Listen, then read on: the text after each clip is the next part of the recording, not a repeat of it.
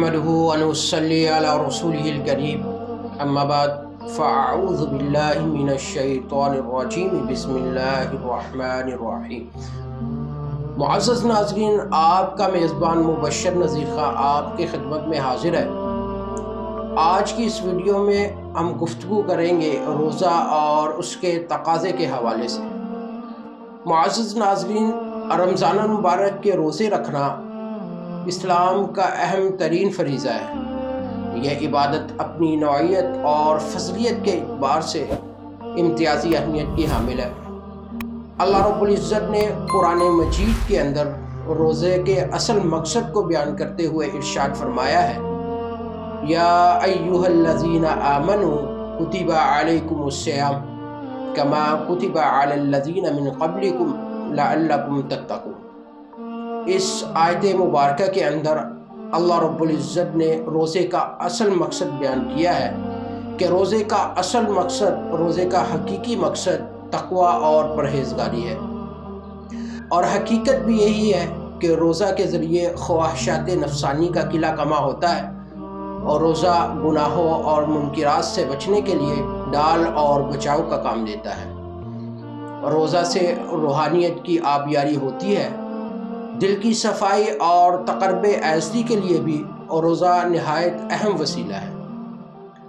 اس بنا پر فرزندان اسلام پر یہ ذمہ داری عائد ہوتی ہے کہ وہ صرف نام کا روزہ نہ رکھیں، بلکہ روزے کی جو روح ہے اسے سمجھنے کی کوشش کریں اور روزہ اور اس کے تقاضوں پر پوری طرح عمل بجا آوری کریں۔ امام غزالی رحمہ اللہ تعالی علیہ نے روزہ کے اسرار و رموز کو بیان کرتے ہوئے تحریر کیا ہے کہ بنیادی طور پر روزے کی 3 قسمیں ہیں۔ نمبر 1 عمومی روزہ، نمبر 2 خصوصی روزہ، نمبر 3 نہایت خصوصی روزہ۔ نمبر 1 عمومی روزہ۔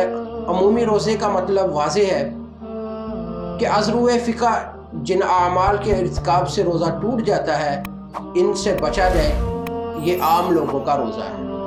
نمبر 2 خصوصی روزہ۔ خصوصی روزے کا مطلب یہ ہے کہ مفسدات روزہ سے بچنے کے ساتھ ساتھ اعضاء اور جوارح کو بھی ہر قسم کے گناہوں سے محفوظ رکھا جائے، یہ صلحاء کا روزہ ہے۔ نمبر 3 نہایت خصوصی روزہ۔ نہایت خصوصی روزے کا مفہوم یہ ہے کہ ظاہری اور باطنی مفسدات سے بچنے کے ساتھ ساتھ دل کو غیر اللہ کے ساتھ مشغول ہونے تک سے محفوظ رکھا جائے۔ یہ درجہ انبیاء، صدیقین اور مقربین بارگاہ کو حاصل ہوتا ہے۔ ہمیں بھی کوشش کرنی چاہیے کہ ہم اعلیٰ درجے کے روزہ داروں میں اپنا نام شامل کروائیں اور صحیح معنی میں روزہ کے فوائد اور منافع سے بہرہ ور ہو سکیں۔ اس لیے خاص طور پر روزے کی حالت میں غیبت، بد نظری، چغل خوری، حسد، کینہ، بغض، عداوت، ریاکاری، گالی گلوچ، غصہ اور گانا وغیرہ سننے سے اپنے آپ کو بچانا چاہیے۔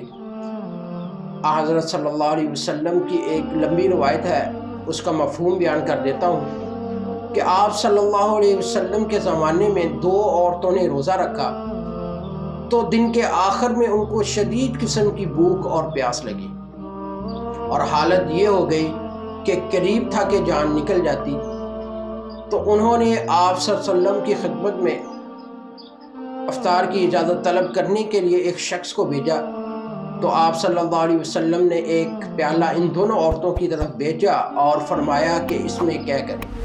ایک عورت نے اس میں کیا کی تو خون اور ایک گوشت کا تازہ ٹکڑا نکلا، اسی طرح دوسری عورت نے بھی اس میں کیا کی حتیٰ کہ پیالہ بھر گیا، تو لوگوں کو بڑا تعجب ہوا۔ تو اس پر آپ صلی اللہ علیہ وسلم نے ارشاد فرمایا کہ ان عورتوں نے حلال چیز کے ساتھ روزہ رکھا اور حرام کے ساتھ افطار کیا۔ یہ دونوں بیٹھی سارا دن لوگوں کی غیبت کرتی رہی۔ یہ خون اور گوشت کا ٹکڑا اسی غیبت کا مظہر ہے۔ ذرا غور فرمائیے کہ کیا آج ہمارا روزہ ان خرابیوں سے محفوظ رہتا ہے؟